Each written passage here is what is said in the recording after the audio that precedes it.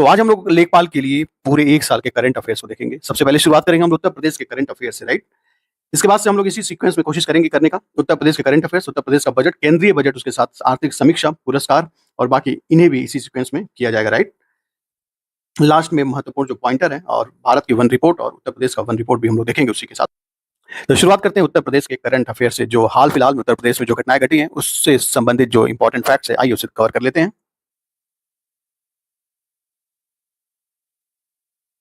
शुरुआत करेंगे हम लोग शेखा झील पक्षी अभ्यारण्य से, जिसे अभी हाल ही में रामसर साइट घोषित किया गया है।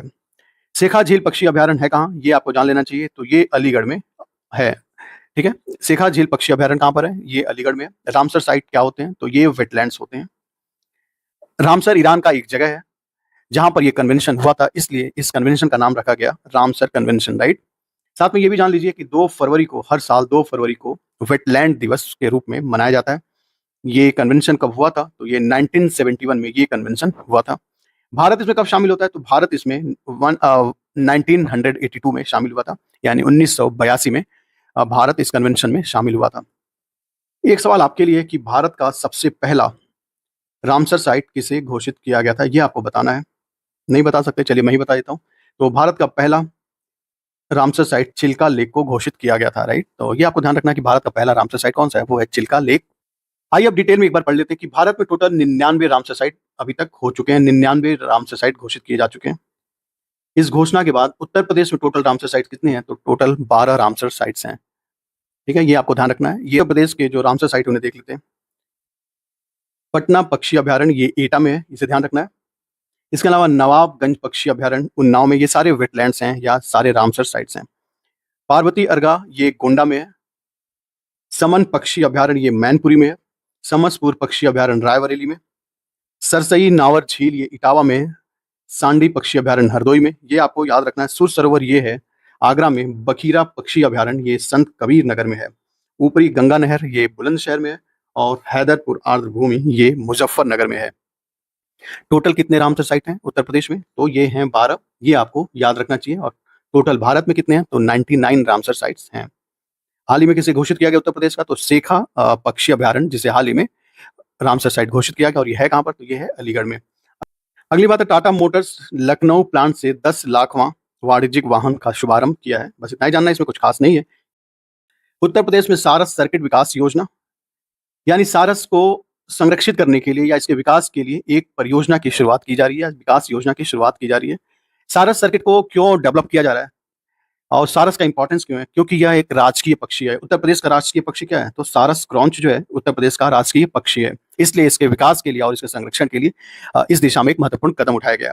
आइए देखते हैं इसके बारे में क्या डिटेल दिया गया। उत्तर प्रदेश सरकार ने सारस क्रेन के संरक्षण और इको पर्यटन को बढ़ावा देने के लिए सारस सर्किट विकसित करने की घोषणा की है। ये सारस सर्किट की बात कर रहे हैं, तो ये सर्किट देखिए कहाँ पर होगा, मैनपुरी जिले के किरथुआ, सहस, कुर्रा जर्रावा, सोज और समन क्षेत्रों को शामिल किया गया इस सर्किट के डेवलपमेंट के लिए, ठीक है। तो ये आपको ध्यान रखना है कि मैनपुरी जिले के किरथुआ, सहस, कुर्रा जर्रावा, सोज और समन क्षेत्रों को इसमें शामिल करके ये सारस सर्किट का विकास किया गया है। हमने पीछे बात किया था कि सारस क्रेन उत्तर प्रदेश का राष्ट्रीय पक्षी है और यह विश्व में सबसे ऊंचा उड़ने वाला पक्षी माना जाता है। इटावा जिले के सरसई नावर व परौली रामायण क्षेत्र भी इस सर्किट का हिस्सा बनाए गए हैं। इस योजना का क्रियान्वयन वन विभाग व उत्तर प्रदेश इको टूरिज्म विकास बोर्ड द्वारा किया जाएगा। इसमें इतना जानना है। आपको ये जानना है कि उत्तर प्रदेश में सारस सर्किट का विकास किया जा रहा है, तो ये कौन सा क्षेत्र, हम लोगों ने बात किया कि मैनपुरी जिले के किरथुआ, सहस, कुर्रा जर्राव, सोज, समन क्षेत्रों को मिलाकर ये सर्किट का डेवलपमेंट किया जा रहा है। सवाल ऐसे पूछ सकता है कि सारस सर्किट का डेवलपमेंट कौन से डिस्ट्रिक्ट में किया जाए, तो डिस्ट्रिक्ट अगर दे देगा तो आप आसानी से कर लेंगे। कौन सा डिस्ट्रिक्ट है, तो मैनपुरी डिस्ट्रिक्ट के कुछ क्षेत्र हैं, उसको मिलाकर सारस सर्किट का विकास किया जा रहा है। अगली बात हम लोग जानेंगे लखनऊ, जो कि उत्तर प्रदेश का पहला ऐसा शहर घोषित किया गया है जो कि जीरो फ्रेश वेस्ट डंप होगा, यानी जीरो फ्रेश वेस्ट डंप वाला शहर उत्तर प्रदेश का कौन सा है, तो वो है लखनऊ। साथ में आपको ये जान लेना चाहिए कि जीरो फ्रेश वेस्ट डंप होता क्या है, आप जानते हैं, नहीं जानते हैं, कोई बात नहीं। जैसे मान लो लखनऊ का कोई जगह है, कोई एरिया है ए, ठीक है। इस एरिया पर पहले बहुत सारे कूड़े को डंप किया जाता था। ये डंपिंग की वजह से ये एरिया बढ़ता गया है और ये एरिया बढ़ने के साथ साथ अब पहाड़ का रूप लेना शुरू कर दिया। जैसे आप न्यूज में सुनते होंगे कि दिल्ली का एक जगह है गाजीपुर, उसे कूड़ा इतना वहाँ पर डंप किया गया, कूड़े का एक पहाड़ बन गया। हालाँकि उसको अब निस्तारित किया जा रहा है, उसे हटाया जा रहा है।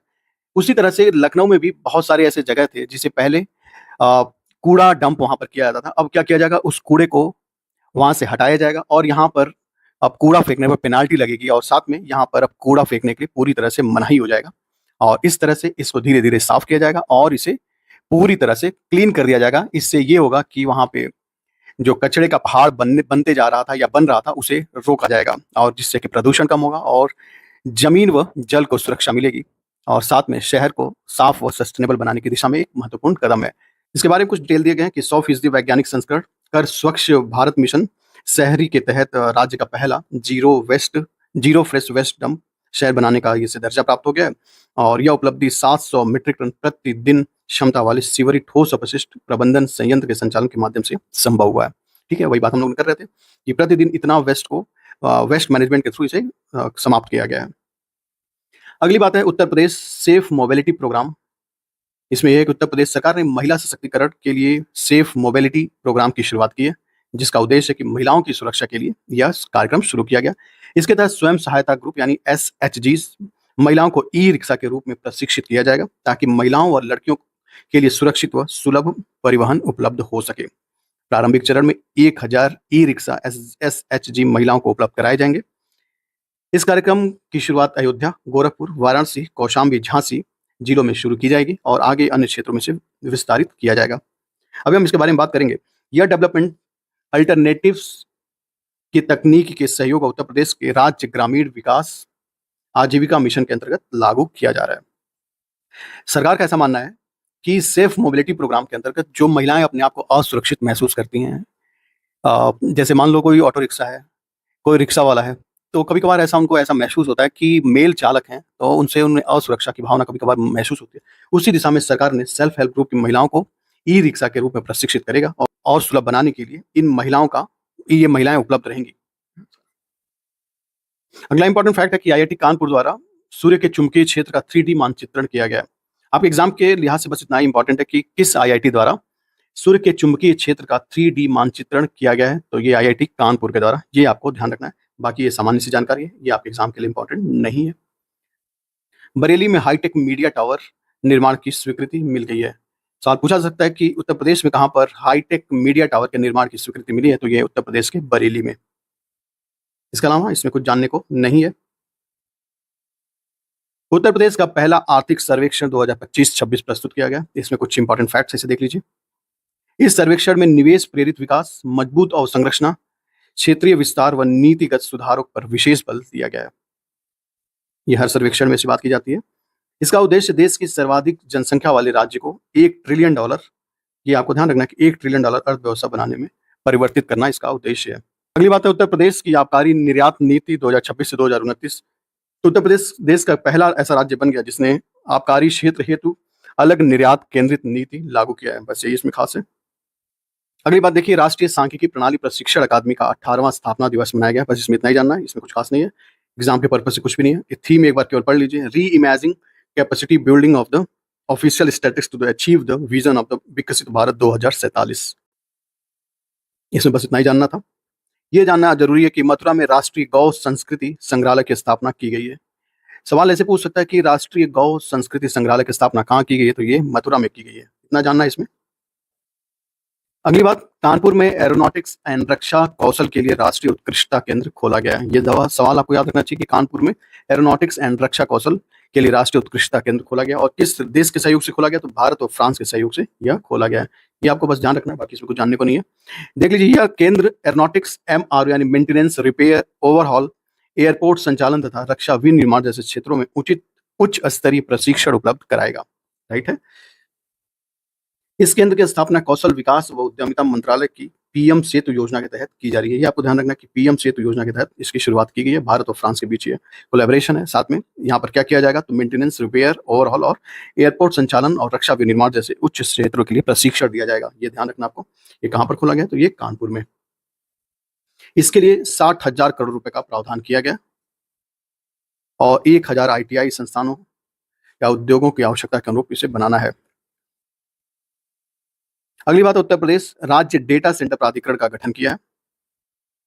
राज्य डेटा सेंटर प्राधिकरण की स्थापना मुख्यमंत्री योगी आदित्यनाथ के नेतृत्व में की गई है। डेटा सेंटर आर्टिफिशियल इंटेलिजेंस व अन्य उभरती हुई तकनीक के प्रमुख हब के रूप में विकसित किए जाने की दिशा में प्रमुख नीति प्रस्तुत की गई है। बस इतना ही इसमें जानना है। और साथ में अगर सवाल पूछें कि भारत में डेटा सेंटर भारत के उत्तर प्रदेश में डेटा सेंटर कहाँ पर स्थापित किया जा रहा है, तो क्या होगा? नोएडा में, ग्रेटर नोएडा, राइट। अगली बात, उत्तर प्रदेश में सेमीकंडक्टर परियोजना एवं अवसंरचना विकास की पहल शुरू की गई है। इसके अंतर्गत एचसीएल व फॉक्सकॉन सेमीकंडक्टर यूनिट का शिलान्यास किया गया है। अगली बात है, मुख्यमंत्री योगी आदित्यनाथ के सिंगापुर दौरे के बाद उत्तर प्रदेश में निवेश के नए अवसर उपलब्ध हुए। सिंगापुर के दौरे के बाद उत्तर प्रदेश के मुख्यमंत्री द्वारा 1 लाख करोड़ रुपए का निवेश प्रस्ताव पारित हुआ।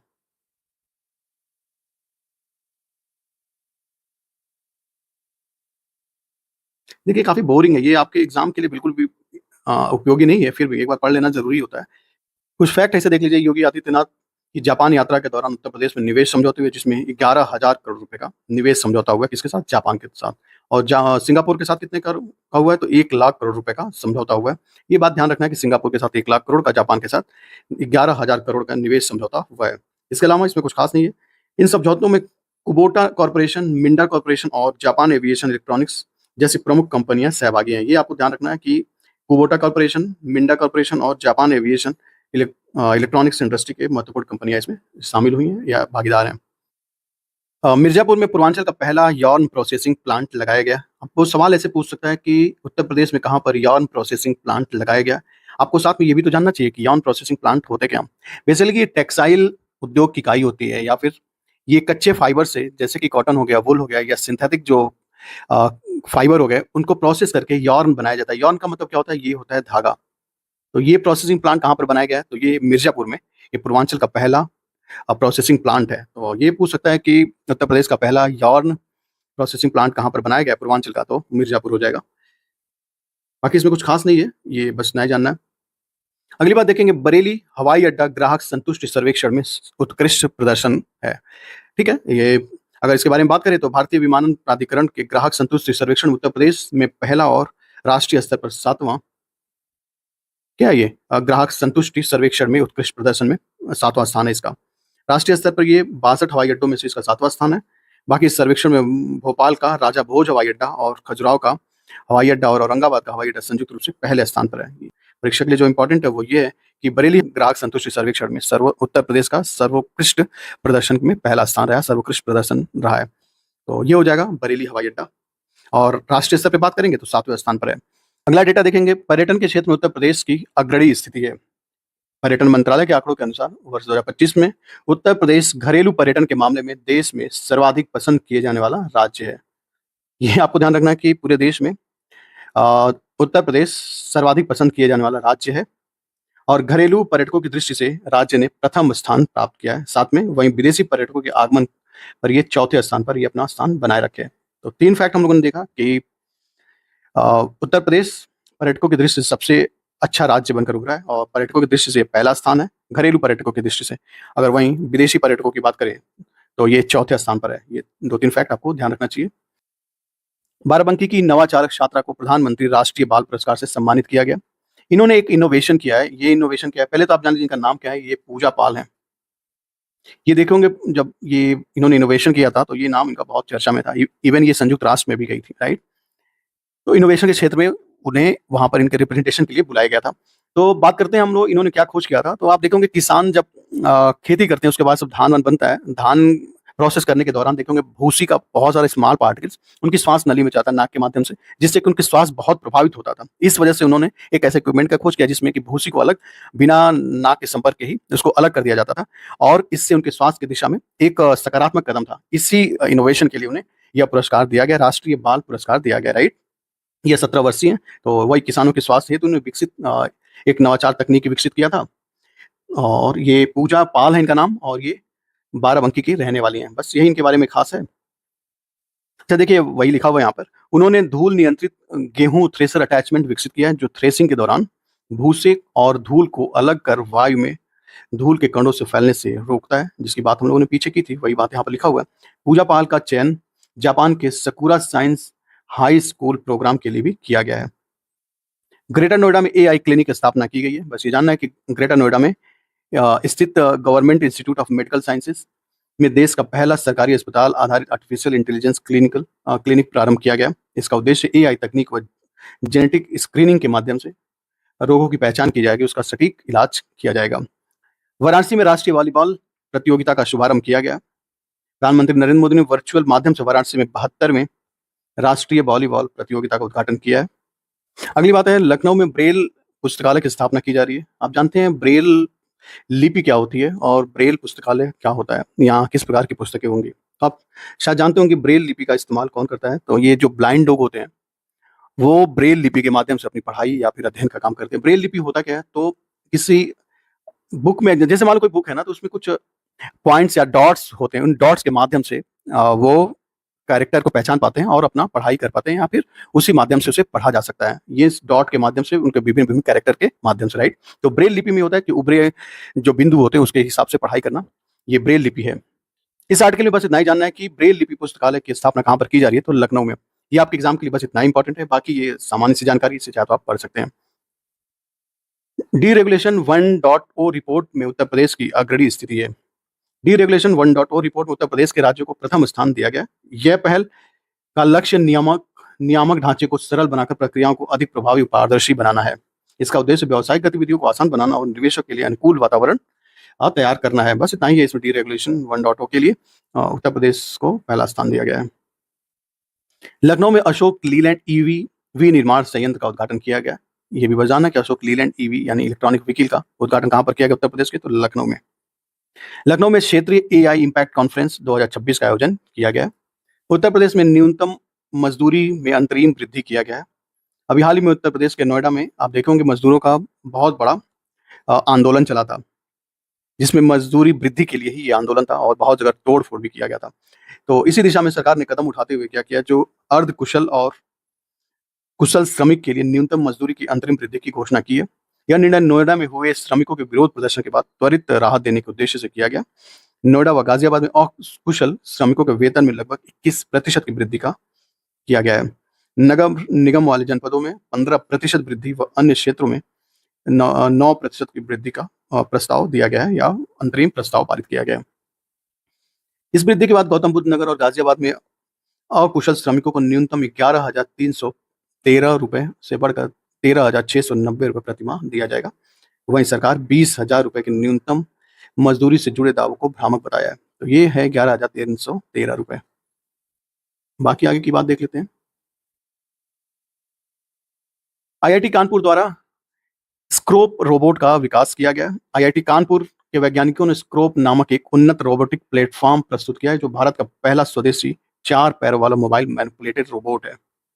स्क्रोप एक आधुनिक रोबोट डॉग जैसी गतिशीलता व रोबोटिक भुजा कार्य क्षमता को समाहित किया गया। इस तकनीक का विकास एक्सटेरा रोबोटिक्स नामक भारतीय स्टार्टअप कंपनी ने आईआईटी के सहयोग से किया है। तो ये जानना है कि कौन सी कंपनी है, तो ये एक्सटेरा रोबोटिक्स और आईआईटी कानपुर की मदद से यह स्क्रोप क्या बनाया गया है, रोबोट बनाया गया आईआईटी कानपुर, और कौन सी कंपनी है, तो एक्सटेरा रोबोटिक्स कंपनी की मदद से बनाया गया है।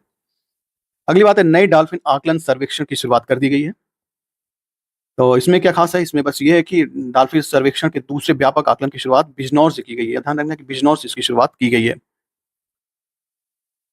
पहले चरण में बिजनौर से गंगा सागर तक गंगा नदी के मुख्य प्रवाह सिंधु क्षेत्र को शामिल किया गया है। बाकी दूसरे चरण में ब्रह्मपुत्र, गंगा और सहायक नदियों तथा सुंदरबन डेल्टा में ओडिशा तक को कवर किया जाएगा। बस ये ध्यान रखना कि उत्तर प्रदेश के बिजनौर से शुरू किया गया। एक और बात है, यूपी सरकार व नॉसकॉम के बीच कौशल विकास का समझौता किया गया। कौशल विकास के क्षेत्र में यूपी सरकार व नॉसकॉम, ठीक है। इसमें क्या होगा, तो उत्तर प्रदेश सरकार ने युवाओं को डिजिटल व तकनीकी कौशल को में उन्नत बढ़ाने के लिए नॉसकॉम के साथ एक महत्वपूर्ण समझौता किया है। तो सवाल ये जान सकते हैं कि अगर पूछने का तरीका होगा तो ये पूछ सकता है कि उत्तर प्रदेश सरकार ने किसके साथ कौशल विकास की दिशा में समझौता किया है, तो नॉसकॉम के साथ यह समझौता किया है, ये ऑप्शन में दे सकता है। इस पहल को फ्यूचर स्किल्स प्राइम प्लेटफॉर्म के जरिए लागू किया जाएगा। ये फैक्ट आपको ध्यान रखना चाहिए। फेडरेटेड इंटेलिजेंस हैकाथॉन का आयोजन किया गया। ये आईआईटी कानपुर व आईसीएमआर के सहयोग से फेडरेटेड इंटेलिजेंस हैकाथॉन का संचालन किया गया। इसका उद्देश्य क्या है, तो इंडिया एआई इम्पैक्ट समिट 2026 से पूर्व आयोजित की गई, जिसका उद्देश्य था स्वास्थ्य क्षेत्र में कृत्रिम बुद्धिमत्ता के समाधानों को बढ़ावा देना। ठीक है, तो एआई का इस्तेमाल किस में किया जाएगा, स्वास्थ्य क्षेत्र में इस्तेमाल किए जाने के लिए किसके किसके बीच समझौता, आईआईटी कानपुर और आईसीएमआर के बीच। सवाल ये भी जानना है कि फिरोजाबाद में ग्लास म्यूजियम की स्थापना की गई है। बस इसमें इतना ही जानना है कि फिरोजाबाद में देश का पहला विशेष ग्लास म्यूजियम की स्थापना की जा रही है। ये अपनी कांच उद्योग और उस परंपरा के लिए फेमस है फिरोजाबाद। इसे सुहाग नगरी भी कहा जाता है फिरोजाबाद, राइट। अगली बात है वन डिस्ट्रिक्ट वन कुजीन। ठीक बात है, जैसे कि one district one product, one district one sports, उसी तरीके से एक और नया शिफ्ट शुरू किया गया, वन डिस्ट्रिक्ट वन कुजीन, यानी एक डिस्ट्रिक्ट एक व्यंजन नामक एक योजना की शुरुआत की गई है। इसमें क्या खास है? बस इसमें इतना ही खास है कि one district one cuisine Uttar Pradesh सरकार ने शुरू किया है। उत्तर प्रदेश में HPV टीकाकरण अभियान की शुरुआत की। ये आपको जान लेना जरूरी है, ये इंपॉर्टेंट है, ये अच्छा भी है। उत्तर प्रदेश सरकार ने सर्वाइकल कैंसर की रोकथाम के लिए भारत सरकार ने राष्ट्रीय अभियान के तहत HPV यानी ह्यूमन पेपिलोमा वायरस टीकाकरण का अभियान शुरू किया है। यह अभियान 3 महीने तक कैंपेन मोड में संचालित किया जाएगा और चरणबद्ध तरीके से पूरे राज्य में कवर किया जाएगा। यह मुख्य रूप से 14 वर्ष की आयु की बालिकाओं के लिए है। ये जान रहे ना, सर्वाइकल कैंसर, उसके बचाव के लिए यह टीकाकरण का अभियान शुरू किया गया है। वेस्ट वाटर मैनेजमेंट में उत्तर प्रदेश की प्रगति के बारे में आइए देख लेते हैं कि उत्तर प्रदेश ने सीवेज प्रबंधन क्षेत्र में उल्लेखनीय सुधार करते हुए उत्पन्न अपशिष्ट जल प्रबंधन में 85% उपचार की क्षमता हासिल कर ली है। राज्य सरकार ने वर्ष 2030 तक उपचारित जल के 50% जल को पुनः उपयोग का लक्ष्य निर्धारित किया। इसके साथ ही 2035 तक 100% पुनः किया करके रीयूजेबल बनाने की दिशा में एक महत्वपूर्ण कदम है। और ये क्या है? अपशिष्ट जल प्रबंधन। वाराणसी में रिकॉर्ड स्तर पर वृक्षारोपण का अभियान शुरू किया गया, जिसमें 1 घंटे के भीतर 2,51,446 पौधे लगाए गए। इन पौधों में सागौन, शीशम, अर्जुन, बांस के साथ साथ अन्य फलदार औषधि पौधे भी शामिल हैं। उत्तर प्रदेश में गौशालाओं में बायोगैस प्लांट लगाने की योजना शुरू की गई है, जिसमें 300 से अधिक गौशालाओं में क्या बनाया जाएगा? बायोगैस प्लांट बनाए जाने का कवायद शुरू की गई है, राइट। इस योजना के तहत गोबर व गोमूत्र का उपयोग कर स्वच्छ ऊर्जा, ऑर्गेनिक खाद व अन्य उपयोगी उत्पाद तैयार किए जाएंगे। इनका किया जाएगा, इनको स्वच्छ करके स्वच्छ ऊर्जा व ऑर्गेनिक खाद व अन्य उपयोगी उत्पाद तैयार किया जाएगा। इस परियोजना को IIT खड़गपुर के पूर्व छात्र यश राज गुप्ता के नेतृत्व में विकसित की गई समाधान तकनीक से आगे बढ़ाया जाएगा। इस परियोजना को प्रारंभिक चरण में जालौन जिले के गौशालाओं में लागू किया जाएगा। ये आपको बस याद रखना कि प्रारंभिक चरण में इसे कहाँ से शुरू किया जाएगा? तो जालौन जिले के गौशालाओं से शुरू किया जा रहा है। प्रोजेक्ट गंगा के माध्यम से ब्रॉडबैंड का विस्तार किया गया। प्रोजेक्ट गंगा के तहत अगले 2 से 3 वर्षों में 20 लाख से अधिक घरों तक तेज गति वाली ब्रॉडबैंड सेवाएं पहुंचाने का लक्ष्य निर्धारित किया गया। प्रोजेक्ट गंगा किससे है? तो ये आपको ध्यान रखना कि सवाल अगर पूछ ले प्रोजेक्ट गंगा किससे है, तो आप ये मत मार दीजिएगा कि नदियों को साफ करने से है। तो ये प्रोजेक्ट गंगा जो है उत्तर प्रदेश के लिए क्या है कि ब्रॉडबैंड सेवाओं को उत्तर प्रदेश के जो गांव है उसमें पहुंचाने का ये लक्ष्य है। इस परियोजना के तहत राज्य परिवर्तन आयोग और वन OTT एंटरटेनमेंट लिमिटेड के बीच यह समझौता किया गया। इसका उद्देश्य राज्य में डिजिटल अवसंरचना को सुदृढ़ करना और इंटरनेट सेवाओं की पहुंच तक व्यापक बनाना है। लखनऊ में रणनीतिक संचार पर सेना का सम्मेलन हुआ है। बस ये ध्यान रखना है कि रणनीतिक संचार पर सेना का सम्मेलन कहाँ पर हुआ? उत्तर प्रदेश में, तो ये लखनऊ में हुआ है। उत्तर प्रदेश में बाराबंकी बहराइच 4 लेन हाईवे को मंजूरी दे दी गई है, जिसके अंतर्गत उत्तर प्रदेश में 69,169.04 करोड़ रुपए की लागत से 101.515 किलोमीटर 4 लेन हाईवे का मंजूरी दिया गया। यह राजमार्ग बाराबंकी को बहराइच से जोड़ेगा। इसके अलावा यह निर्माण जो है एक्सेस कंट्रोल यानी प्रवेश नियंत्रित रूप में किया जाएगा। यातायात को सुगम और तेज होगा इससे, राइट। यह परियोजना हाइब्रिड इम्यूनिटी के तहत किया जाएगा। आगे की बात कर लेते हैं। जन जीवन मिशन 2.0 के तहत उत्तर प्रदेश के साथ सुधार आधारित समझौता ज्ञापन पर हस्ताक्षर किया गया। तो इसमें बस यही है कि ये जान लीजिए कि पेयजल शासन को सुदृढ़ करने के उद्देश्य से जल जीवन मिशन JJM 2.0 के अंतर्गत उत्तर प्रदेश सरकार के साथ एक सुधार आधारित समझौता ज्ञापन पर हस्ताक्षर किया गया। जल जीवन मिशन 2.0 केंद्रीय मंत्रिमंडल द्वारा 10 मार्च 2026 को स्वीकृति की गई। इसका मुख्य उद्देश्य संरचनात्मक सुधारों के माध्यम से सुनिश्चित सेवा वितरण, जवाबदेही व दीर्घकालिक स्थिरता को स्थापित करना, यह इसका उद्देश्य है। उत्तर प्रदेश में निवेश मित्र 3.0 का शुभारंभ किया गया है। ये आपको ध्यान रखना है, 3.0 का शुभारंभ किया गया है। कौन सा योजना है? तो निवेश मित्र 3.0, राइट। और इस पहल का उद्देश्य राज्य में ईज ऑफ डूइंग बिजनेस को सुधारना और औद्योगिक गतिविधियों को प्रोत्साहित करना है। उत्तर प्रदेश में निजी बिजनेस पार्क विकास योजना 2025, जिसमें कि उत्तर प्रदेश में निवेश को बढ़ावा दिया गया। उत्तर प्रदेश निजी बिजनेस पार्क विकास योजना 2025 को मंजूरी दिया गया, जिसमें औद्योगिक और व्यापारिक निवेश को प्रोत्साहित करने की दिशा में एक महत्वपूर्ण कदम है। बाकी इसमें कुछ खास नहीं है, बस ये जान लीजिए कंपनियां अपने कार्यालय, अनुसंधान, विकास, R&D मतलब रिसर्च एंड डेवलपमेंट तथा ग्लोबल कैपेबिलिटी स्थापित करेंगी। योजना का मुख्य आधार प्लग एंड प्ले मॉडल है, जिसमें और संरचना पहले से विकसित उपयोग के लिए तैयार रहती है। अगली बात जानेंगे, बांदा का कालिंजर क्षेत्र राष्ट्रीय भू विरासत स्थल घोषित किया गया। राष्ट्रीय भू विरासत स्थल किसे घोषित किया गया? तो बांदा का कालिंजर क्षेत्र, राइट। बस इसमें इतना ही। नोएडा अंतर्राष्ट्रीय हवाई अड्डे के प्रथम चरण का उद्घाटन किया गया है। ये एक अच्छा कदम है। उत्तर प्रदेश सरकार ने कक्षा 9 से लेकर 12 तक के छात्रों के लिए AI प्रशिक्षण अनिवार्य कर दिया है। ये कंपलसरी कर दिया, मैंडेटरी कर दिया। ये एक अच्छा कदम है, राइट। इसके तहत कक्षा 9 से लेकर 12 तक के छात्रों के लिए व्यावसायिक विद्यालयों में कृत्रिम बुद्धिमत्ता यानी आर्टिफिशियल इंटेलिजेंस को अनिवार्य बना दिया गया। यह पहल सरकारी माध्यमिक विद्यालयों तथा सहायता प्राप्त माध्यमिक विद्यालयों में व्यावसायिक शिक्षा के अंतर्गत यह लागू किया जाएगा। यह निर्णय प्रोजेक्ट प्रवीण के तहत लिया गया, जिसमें अध्ययनरत छात्रों पर लागू होगा जो राज्य में लगभग 1200 से अधिक सरकारी व सहायता प्राप्त विद्यालयों में विभिन्न ट्रेंडों में प्रशिक्षण प्राप्त कर रहे हैं। इस क्षेत्र में AI फॉर कॉल, इस पहल के तहत AI फॉर ऑल यानी आर्टिफिशियल इंटेलिजेंस फॉर ऑल पाठ्यक्रम को सभी नामांकित छात्रों के लिए अनिवार्य कर दिया जाएगा। 2026-27 के लिए सभी छात्रों व प्रशिक्षकों के लिए 4 घंटे की विशेष AI मॉड्यूल अनिवार्य रूप से लागू किया जाएगा। CCSU मेरठ में AI आधारित उच्च शिक्षा पायलट पहल की शुरुआत की गई है। यानी मेरठ में देश की पहली AI सक्षम राज्य विश्वविद्यालय परियोजना। ये भी जान लेना जरूरी है कि उत्तर प्रदेश के CCU यानी चौधरी चरण सिंह विश्वविद्यालय, जो कि मेरठ में देश की पहली AI सक्षम राज्य विश्वविद्यालय की पायलट परियोजना की शुरुआत की गई है। सवाल पूछ सकता है कि उत्तर प्रदेश में कहां पर पहली बार AI सक्षम राज्य विश्वविद्यालय के पायलट प्रोजेक्ट की घोषणा की गई है, पायलट प्रोजेक्ट शुरू किया गया? तो आंसर हो जाएगा CCU यानी चौधरी चरण सिंह विश्वविद्यालय यूनिवर्सिटी, राइट। तो ये आपको याद रखना चाहिए, ये इंपॉर्टेंट है। यह पहल कौशल विकास व उद्यमिता मंत्रालय और गूगल क्लाउड तथा CCSU संयुक्त सहयोग से किया जा रहा है। 3 पार्टनर हैं। पहला पार्टनर तो ये है कि उद्यमिता विकास मंत्रालय, उसके बाद से गूगल क्लाउड और CCSU यानी चौधरी चरण सिंह यूनिवर्सिटी। इसके साथ इसका मुख्य उद्देश्य है कि AI और क्लाउड तकनीकों का उपयोग करके उच्च व्यावसायिक शिक्षा प्रणाली और अधिक और आधुनिक बनाया जाए। लखनऊ में उत्तर प्रदेश फार्मा कॉन्क्लेव 1.0 का आयोजन किया गया।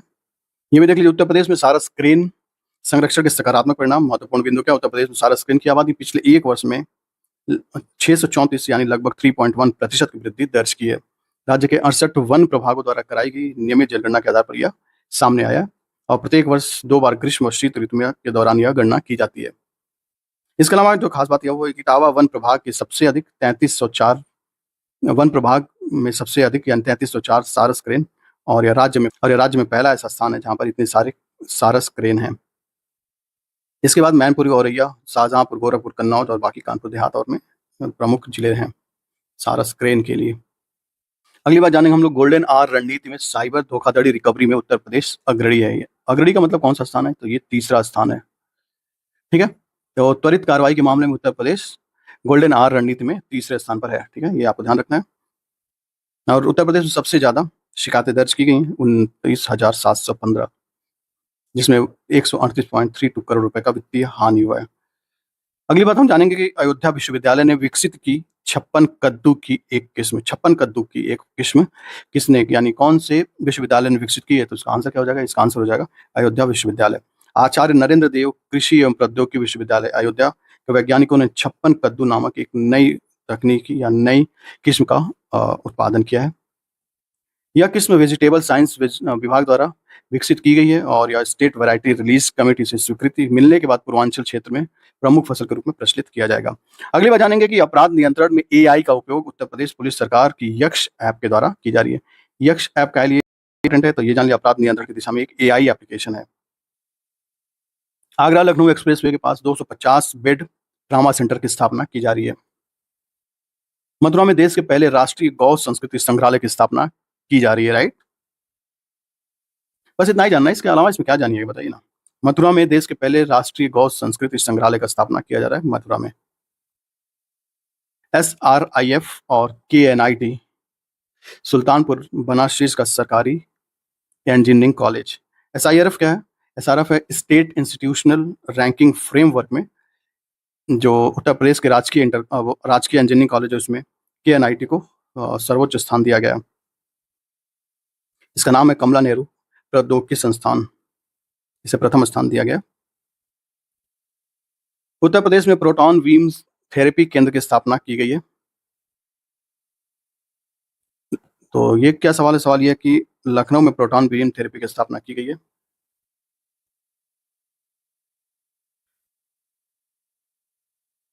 अगली बात है, चांद कमरिया अभ्यारण्य में काले हिरणों के संरक्षण हेतु नई रणनीति तैयार की गई है। प्रयागराज के मेजा स्थित चांद खमरिया कृष्ण मृग संरक्षण आरक्षित क्षेत्र में काले हिरण की संख्या को बढ़ाने के लिए संरक्षण कार्यों की और सशक्त किया जा रहा है। तो ध्यान ये रखना है कि सवाल ऐसे पूछ सकते हैं, चक गंजरिया खमरिया जो है ये कहाँ पर है? तो ये कहाँ पर है?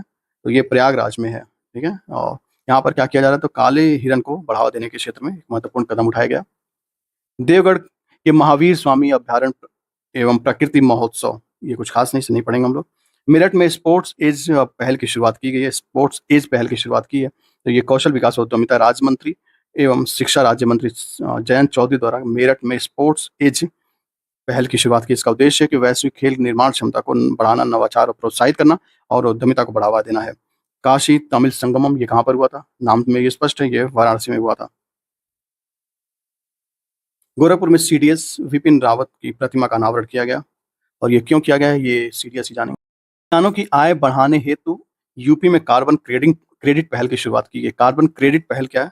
तो ये आईआईटी रुड़की के साथ मिलकर कार्बन क्रेडिट आधारित एक नई योजना की शुरुआत की गई है। इस योजना का लक्ष्य किसानों को खेती के माध्यम से कार्बन संरक्षण व अतिरिक्त आय कमाने का अवसर देता है। वाराणसी से भारत के पहले स्वदेशी हाइड्रोजन ईंधन सेल पोत का शुभारंभ किया गया है। गोरखपुर में भारत का पहला वन विश्वविद्यालय बनाया गया। ये ध्यान रखना आपको, गोरखपुर में भारत का पहला वन विश्वविद्यालय कहाँ पर बनाया गया? तो ये गोरखपुर में। आगरा की ग्राम पंचायतों में डिजिटल पुस्तकालय की पहल शुरू की गई है। इसमें ध्यान क्या रखना कि ग्राम पंचायतों के डिजिटल पुस्तकालय की पहल कहाँ शुरुआत की गई? तो ये आगरा में। लखनऊ में राष्ट्र प्रेरणा स्थल का उद्घाटन कहाँ पर किया गया? ये जान लेना कि राष्ट्र प्रेरणा स्थल का उद्घाटन अटल बिहारी वाजपेयी के जयंती पर लखनऊ में किया गया। और यह जिसका उद्देश्य देशभक्ति, सुशासन व सेवा की भावना को प्रोत्साहित करना है। गोंडा का पार्वती अर्गा अभ्यारण्य बना इको सेंसिटिव जोन। ये ध्यान रखना कि पार्वती अर्गा, पहले तो ये पहला सवाल तो ये पार्वती अर्गा वन्य जीव अभ्यारण्य ये है कहाँ पर? तो ये है गोंडा में। अगली बात है, कल्याण सिंह नगर के रूप में नए जिले का गठन की घोषणा की गई। यानी अब 76वां जिला कौन सा बन जाएगा? कल्याण सिंह नगर। बस यही जानना है इसमें, और क्या जानेंगे इसमें। ये निर्माण जो किया जाएगा कौन से जिले को काटकर किया जाएगा? अलीगढ़ व बुलंदशहर को काटकर नया जिला बनाया जाएगा कल्याण सिंह नगर। 76वां जिला होगा। दुहाई डिपो सोलर ऑन ट्रैक प्रणाली की शुरुआत की गई है। दुहाई डिपो से सोलर ऑन ट्रैक तकनीकी लागू की गई नमो भारत डिपो में, राइट। यह पहल हरित ऊर्जा के उपयोग को बढ़ावा दिए जाने में एक सतत परिवहन विकसित दिशा में एक महत्वपूर्ण प्रयास है। मिशन शक्ति के बारे में जानेंगे। उत्तर प्रदेश सरकार ने मिशन शक्ति अभियान के तहत सोनभद्र में 25 महिला पुलिसकर्मियों को स्कूटर वितरित किए हैं। महिला पुलिस की कार्य क्षमता को बढ़ाने व सुरक्षा तंत्र को अधिक सशक्त बनाने के लिए यह मिशन शक्ति का शुरुआत किया गया। विस्टाडोम, अगली बात है विस्टाडोम जंगल सफारी ट्रेन। ये कहाँ पर शुभारंभ किया गया है इसका? तो कतरनिया घाट में यह ऐसी ट्रेन सेवा शुरुआत की गई है। विस्टा वन्य जीव अभ्यारण्य को दुधवा नेशनल पार्क तक शुरू किया गया। यह करने वाला ऐसा उत्तर प्रदेश का पहला राज्य। पंडित छन्नू लाल मिश्र का निधन हो गया। ये क्या थे? हिंदुस्तानी शास्त्रीय संगीत के प्रख्यात गायक थे। इनके बारे में और भी कुछ खास बातें ये जान लीजिए। इनका जन्म आजमगढ़ में हुआ था। अगर पूछे सवाल ये कहाँ से संबंध रखते थे, कहाँ इनका जन्म हुआ था, तो आजमगढ़ के हरिहरपुर में हुआ था। बाकी इनका 5 अक्टूबर 2025 को इनका निधन हो गया। तो इनका निधन हुआ मिर्जापुर में। वे ख्याल, दादरी, चैती, कजरी व भजन जैसी विविध गायन शैलियों के लिए प्रसिद्ध थे। उन्होंने अपने पिता भद्री प्रसाद मिश्र से संगीत की प्रारंभिक शिक्षा ली थी। उसके बाद उस्ताद गनी खान और ठाकुर जयदेव सिंह के मार्गदर्शन उन्होंने अपनी कला को और भी ज्यादा निखारा। पंडित छन्नूलाल मिश्र बनारस घराने की पारंपरिक गायन शैली को राष्ट्रीय और अंतर्राष्ट्रीय स्तर पर इन्होंने पहुंचाया। लखनऊ में देश का पहला पशु जन्म नियंत्रण यानी एबीसी प्रशिक्षण केंद्र स्थापित किया गया। एनिमल बर्थ कंट्रोल के लिए देश का पहला विशेष प्रशिक्षण केंद्र खोला गया है लखनऊ में। ये आपको ध्यान रखना है कि लखनऊ में देश का विशेष प्रशिक्षण केंद्र खोला गया, जिसमें कि पशु यानी एनिमल बर्थ कंट्रोल के लिए बात की जा रही है, जिसमें आवारा कुत्तों के प्रबंधन व प्रशिक्षण, मानव संसाधन तैयार किए जाने की दिशा में यह कदम है। और इसमें कुछ खास नहीं है। ये जान लेना है सीडेड राइट कॉन्क्लेव जो कि योगी आदित्यनाथ ने डीएसआर कॉन्क्लेव 2025 में वर्ष 2030 तक उत्तर प्रदेश को वैश्विक खाद्य उत्पादन केंद्र बनाने का लक्ष्य दोहराया है। ठीक बात है। अंतर्राष्ट्रीय चावल अनुसंधान संस्थान में आयोजित किया गया, जो दक्षिण एशिया क्षेत्र का प्रमुख केंद्र है। यह पहल $1 ट्रिलियन अर्थव्यवस्था के दीर्घकालिक विजन के अनुरूप है। अगली बात है, मैलानी नानपारा रेल लाइन बनी हेरिटेज रूट। ये रूट जो है, इसको हेरिटेज रूट बनाया गया है, जो कि भारतीय रेलवे ने दुधवा राष्ट्रीय पार्क क्षेत्र से गुजरकर होने वाली Mailani Nanpara metre gauge railway line को हेरिटेज रूट के रूप में घोषित किया है। राइट, यह रेलवे मार्ग लगभग 171 किलोमीटर लंबा और ऐतिहासिक दृष्टि से सबसे महत्वपूर्ण है। उत्तर रेलवे की पहली मीटर गेज लाइन है जिसे संरक्षित करते हुए हेरिटेज का दर्जा दिया गया है। ऑपरेशन सिकंजा जानिए क्या है। ऑपरेशन सिकंजा के बारे में उत्तर प्रदेश की अपराध शाखा ने ऑपरेशन सिकंजा को चलाकर आर्थिक अपराधियों को गिरफ्तार किया है। इस अभियान का उद्देश्य है कि बड़े वित्तीय घोटाले में शामिल लंबे समय तक फरार आरोपियों को पकड़ना है। अगली बात जानेंगे, बोदाकी में एकीकृत औद्योगिक टाउनशिप और लॉजिस्टिक हब बनाने की मंजूरी दी गई है। उत्तर प्रदेश सरकार ने ग्रेटर नोएडा के बोदाकी क्षेत्र में एक एकीकृत औद्योगिक टाउनशिप और लॉजिस्टिक हब बनाने की मंजूरी दी है। ये आपको ध्यान रखना है कि बोदाकी एकीकृत औद्योगिक टाउनशिप कहाँ पर है, तो ये ग्रेटर नोएडा में। उन्नाव में, ये ध्यान रखना, उन्नाव में AI संवर्धित निजी विश्वविद्यालय परिसर का उद्घाटन किया गया। ये खास पहल है और ये एक अच्छा पहल है, ये आपको ध्यान रखना चाहिए। उत्तर प्रदेश सरकार के नेतृत्व में उन्नाव में देश के पहले निजी AI सक्षम बहुविषयक चंडीगढ़ विश्वविद्यालय परिसर का उद्घाटन किया गया है। ये एक अच्छी पहल है, ये आपको ध्यान रखना चाहिए। उन्नाव में ऐसा किया गया है। यह पहल उच्च शिक्षा के क्षेत्र में तकनीकी नवाचार को बढ़ावा देने की दिशा में एक महत्वपूर्ण कदम है। यह विश्वविद्यालय का लक्ष्य शिक्षा प्रणाली में कृत्रिम बुद्धिमत्ता यानी AI, आर्टिफिशियल इंटेलिजेंस व आधुनिक तकनीकों का समावेश करना है। अगली बात जानेंगे हम लोग, लखनऊ को देश का पहला AI सिटी बनाने की पहल की गई है, जिसमें कि AI सिटी बनाने के लिए 10,000 करोड़ रुपए से अधिक के निवेश की योजना बनाई गई है। इस पहल का लक्ष्य राज्य में उन्नत कृत्रिम बुद्धिमत्ता आधारित पारिस्थितिकी तंत्र स्थापित करना है। इसके तहत 10,000 GPUs व उन्नत मल्टी मॉडल और एक समर्पित इनोवेशन के सेंटर स्थापित किया जाएगा। यूपी करंट से इतना ही था। अब हम लोग देखेंगे उत्तर प्रदेश बजट। इसे आइए कंटिन्यू कर लेते हैं।